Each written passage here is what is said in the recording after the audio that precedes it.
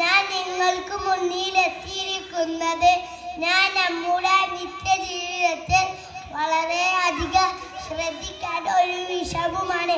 അത് പോഷകാഹാരം.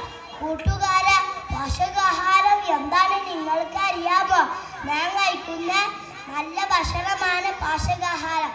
പാൽ, പഴങ്ങൾ, പച്ചക്കറികൾ, പരിപ്പ്, മുട്ട ഇവയെല്ലാം നല്ല ഭക്ഷണങ്ങളാണ്. അപ്പോൾ കൂട്ടുകാരെ, നല്ല ഭക്ഷണങ്ങൾ കഴിച്ചാൽ എന്താണ് ഗുണം ലഭിക്കുക അറിയാമോ? ഞാൻ ശക്തനാവും, ആരോഗ്യമുള്ളവനാവും, നന്നായി പഠിക്കാനും കളിക്കാനും കഴിയും. അപ്പോൾ കൂട്ടുകാരെ, ഞാൻ കഴിക്കാൻ പാടില്ലാത്തതും നമ്മുടെ ആരോഗ്യത്തിനെ നശിപ്പിക്കുന്നതും ചില ഭക്ഷണങ്ങളുണ്ട്. Chips, Lay's, മിഠായികൾ,